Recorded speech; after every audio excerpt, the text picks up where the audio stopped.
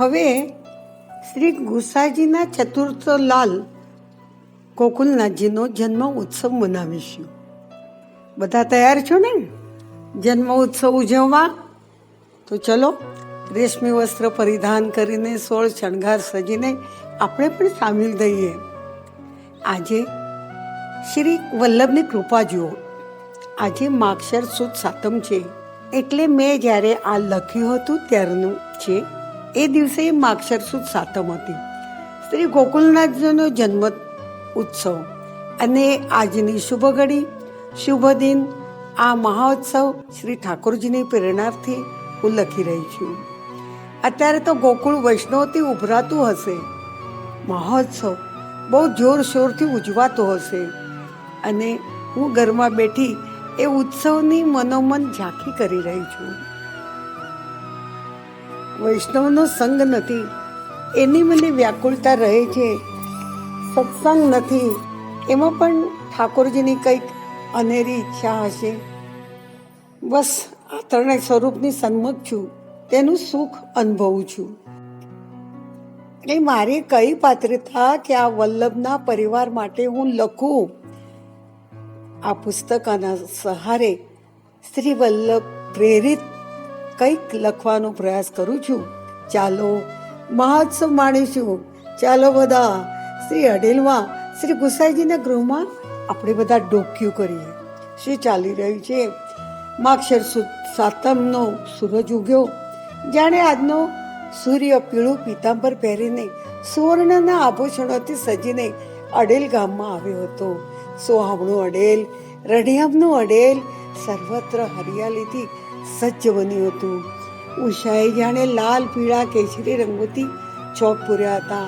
વાતાવરણમાં દિવ્યતાનો અનુભવ થતો હતો. કૃષ્ણાબાઈના મનોરથનો દિવસ ઉગ્યો હતો. આજે અડેલવાસી કેસરી બંડી ઉપરના કેસરી સાડી ચોળી પહેરી વલ્લભ ધામના પ્રાંગણમાં બધા ઊભા હતા. કોઈના હાથમાં મંજીરા, તો કોઈના હાથમાં કરતાલ, તો કોઈના હાથમાં મૃદુંગ. પહાડી અવાજમાં જાંજ પખવાજનો અવાજ આવ્યો અને કીર્તન ઉપાડી બધાએ. તુમ જો મનાવ તો 100 દિન આયો, 100 દિન આયો, 100 દિન આયો. તુમ જો મનાવ તો 100 દિન આયો. આખું પ્રાંગણ જાંજ પખવાજના તાલમાં ડૂબી ગયું. યમુનાજીના ગંભીર નીર ઉછળવા લાગ્યા. એનો પ્રત્યેક તરંગ એકબીજાને વધાઈ આપતો હતો. 100 દિન આયો, 100 દિન આયો. વૃક્ષની ડાળીઓ પરસ્પર વધાઈ આપતી હતી. 100 દિન આયો, 100 દિન આયો. ગગનમાં વિહરતા કોકિલ, શુક, કબૂતર, પક્ષી આ જ વાત કરતા હતા. 100 દિન આયો, 100 દિન આયો. એટલે એ દિન આવ્યો. એટલામાં દાઈ આવી પહોંચી. કૃષ્ણદાસી અંદર બહાર કરતા હતા. ઓસરીમાં વેદપાઠી બ્રાહ્મણો આવી પહોંચ્યા. તે આસન પર જમાવી દીધું. જ્યોતિષી આવી પહોંચ્યા. ભાટ ચારણ બંદીજન દાઢી પરિવાર આવી પહોંચ્યા. સૌ સમાચારની ઉત્સુકતામાં હતા. પ્રસૂતિ ખંડના પડદો જરીક હલ્યો. કૃષ્ણદાસી ચોબા બેટીજીની દૃષ્ટિ એકદમ સ્થિર થઈ ગઈ, જાણે શ્વાસ પણ સ્થિર થઈ ગયા. એટલામાં દાઈએ સમાચાર આપ્યા, પુત્ર જન્મ થયો છે. કૃષ્ણદાસી નાચી ઉઠ્યા, બોલી ઉઠ્યા, મેરો ગોકુલનાથ આયોજી. અને તરત જ વધાઈના વાજેન્દ્રો વાગવા માંડ્યા. અમારા જેવા અને અમારા જેવા સૌ ગાવા લાગ્યા. આજ કછુ મંગલ હૈ ગોકુલ નગર મેં, ગોકુલ નગર મેં, પ્રેમ નગર મેં. મૈયા આજ કછુ મંગલ હૈ ગોકુલ નગર મેં. વધાઈના ગાન સાથે શોભા બેટીજીએ નવજાત શિશુના ઓવારણા લીધા, મોતીડી વધાવ્યા, મંગલ આરતી કરી. સૂતિકા ગ્રહના ચારે ખૂણે મંગલદીપ પ્રકાશવા લાગ્યો. સૂતિકા ગ્રહની શોભા અનેરી હતી. શ્રી વલ્લભનો પરિવાર નવજાત શિશુને નિહાળી પ્રસન્ન થયો. બાળકનું મુખ કમલ સાક્ષાત તાજ ચરણ જેવું હતું. બીજી બાજુ પ્રાંગણમાં વૈષ્ણવો ઊભા હતા. એમનો આનંદ સમાતો ન હતો.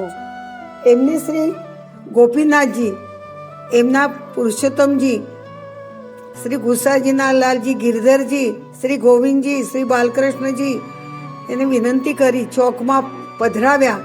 સૌ બાળકો ધોતી ઉપરણામાં શોભતા હતા. વૈષ્ણવોએ તેમના હસ્ત પકડી દહીં દૂધની મટકીઓ ધરી દીધી હાથમાં. બાળકોએ તો દહીં ઉડાડીને નંદ મહોત્સવનો પ્રારંભ કર્યો અને સૌ ગાવા લાગ્યા, નાચવા લાગ્યા. ચલો આપણે પણ થોડું નૃત્ય કરીએ. નંદ ઘેર આનંદ ભયો જય કનૈયા લાલ કી, વિઠ્ઠલ ઘેર આનંદ ભયો જય શ્રી ગોકુલનાથજી. નંદ ઘેર આનંદ ભયો જય કનૈયા લાલ કી, વિઠ્ઠલ ઘેર આનંદ ભયો જય શ્રી ગોકુલનાથજી. નાચતા નાચતા મહાપ્રસાદ ઉછાળતા હતા. દહીં દૂધની નદીઓ વહેવા લાગી. દાઢી દાઢણ નૃત્ય કરવા લાગ્યા. આનંદ ઉત્સવ થઈ રહ્યો છે. કલ્પના કરી આ ઉત્સવમાં સામેલ થઈ અમારા જેવા વૈષ્ણવ પણ ગાવા લાગ્યા. આજે આનંદ મારે અતિ ગણો ને ગોકુલ જય જયકાર રે, ગોકુલ જય જયકાર મારા વાલા, ગોકુલ જય જયકાર રે. ધન્ય ધન્ય નંદ યશોમતી જાણે જાયા જુગના ધાર રે. કુમકુમ ચંદન છાટણા ને કઈ મોતીડે ચોક પુરાય રે. શુભ દિન શુભ દિન શુભ ઘડી ને શુભ વેળા ને શુભ વાર રે. લગ્ન મૂર્ત કંકોતરી લખી આવ્યા ગરગાચાર્ય રે. આજે આનંદ મારે અતિ ગણો ને ગઈ ગોકુળ જય જયકાર રે. ત્યાં પાછું ત્યાં ડમરૂનો અવાજ આવ્યો. તાંડવના પડઘાથી ધરણી ધમધમી રહી. ભાલે ભસ્મ કરી નાગના શણગાર ધારણ કરી જોગીરાજ પધાર્યા. અલખ નિરંજન મૈયા, અલખ आयो है अवधूत जोशी. कन्हैया दिखाओ रे रे मैया. कन्हैया कहाँ है? मैया अलख निरंजन आपके द्वार जोखी पधारे है, अपने लल्ला के दर्शन करा दे मैया.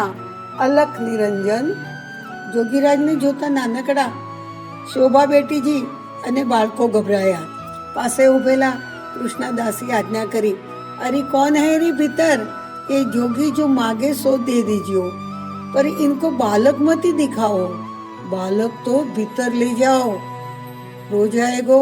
मेरो गोकुलनाथ ये गले का सर्प देखकर डर जाएगो. जोगीराज दूसरे के घर पधारो ना. जोगीराजे जवाबમાં હાથ જોડીને કહ્યું, ના હો લેહો પાટ પીતાંબર, ના ही લેવો कुंदन माला. अपने सुत के दरस दिखा दो, जो मोहे गुरु बताया.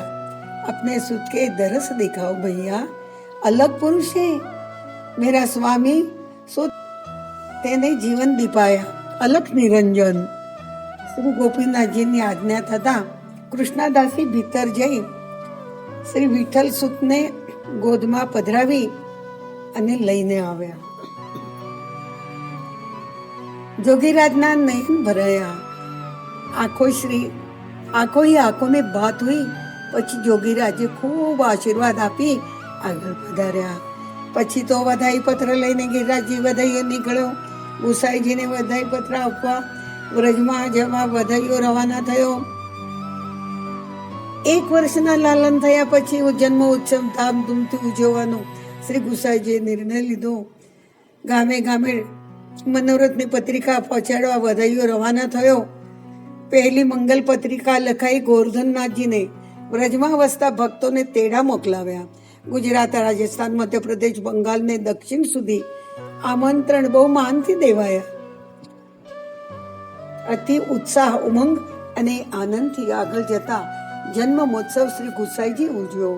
શ્રી ગોકુલનાથજીના જન્મ ઉત્સવનું વર્ણન કરીશું તો અનેક પુસ્તક ઓછા પડશે. આ અડેલ ગામ છે શાંત. જ્યાં વિશાલ વનરાઈ છે, જ્યાં મયુર નૃત્ય કરતા હોય છે, જ્યાં અનેક પક્ષી કિલબિલાટ કરતા હોય છે, જ્યાં શીતલ પવન વહેતો હોય છે, જ્યાં યમુનાજીનો સુંદર પ્રવાહ મંદ ગતિએ વહી રહ્યો હોય છે, એવા નાનકડા અડેલમાં વલ્લભધામમાં આનંદ ઉત્સવ મનાયો. આપણે તો ખાલી એમનું રટણ કરવાનું છે અને ફરી પાછું ગામ કરવાનું છે. નિત્ય પ્રતિક્ષણો ક્ષણો સમારે રે શ્રી વલ્લભનો પરિવાર રે રસમાં. આ શ્રી ગુસાઈજીના ચતુર્થ લાલ ગોકુલનાથ કેવા હતા એમ કોઈ પૂછે તો એમ જ કહેવાય, એમનું સ્વરૂપ તો જોતા સ્વરૂપ આસક્તિ થાય. એમનો એવો પ્રભાવ હતો, એક આદર્શ ગુરુ જેમનો વૈષ્ણવ માટે અગાધ પ્રીતિ હતી. સદાય વૈષ્ણવ સમાજ એમના સમીપ એમના જોડે રહેતો. શ્રી ગોકુલનાથજી હરેક વૈષ્ણવના તન મન ધનથી જાણતા હતા. વૈષ્ણવની કાળજી બહુ રાખતા. વૈષ્ણવ પ્રાણથી પ્યારા હતા.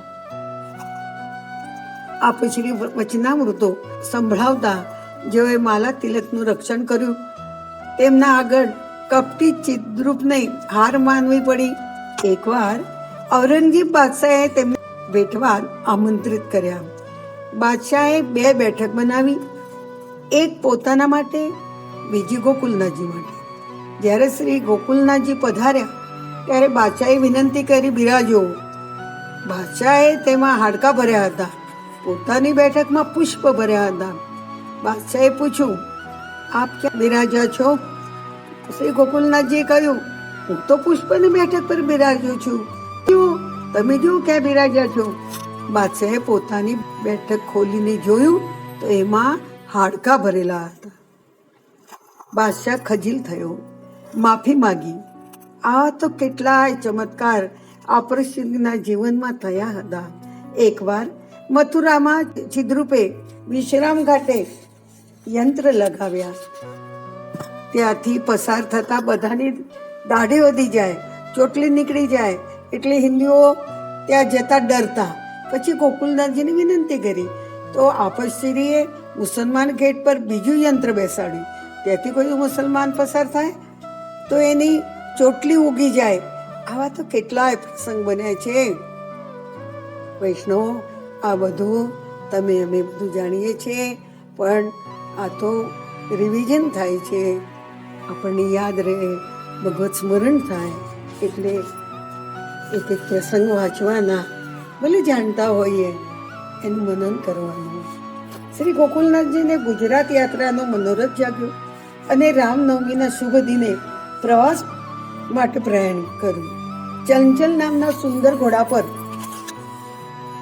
સવાર થઈ ગિરિરાજ પધાર્યા. શ્રીનાથજીને દંડોત કરી પ્રવાસ માટે આજ્ઞા માગી.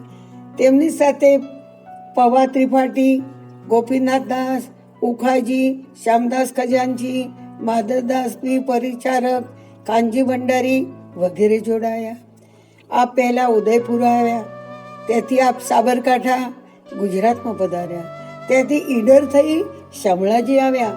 બોલો શામળાધીશ કી જય.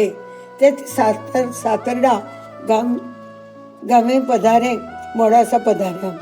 મોડાસાના વૈષ્ણવ સમાજ સામયો કરવા સામે પધાર્યો.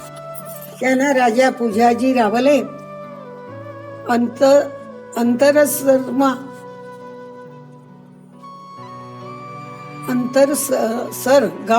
અંતરસર ગામ ભેટ કર્યું. ત્યાંથી વડનગર, ત્યાંથી વિસનગર, ત્યાંથી રાજનગર એટલે અમદાવાદ પધાર્યા. ત્યાંના વૈષ્ણવી સમાજે મોટો સમાજ હતો. વાસ્તે ગાસ્તે પધરાવા સામે ગયો. ત્યાંના વૈષ્ણવે ગોકુલનાથજીને પવિત્ર ધર્યા. રાજનગરથી આપ ભૈલા કોઠારીને ત્યાં અસરવા પધાર્યા.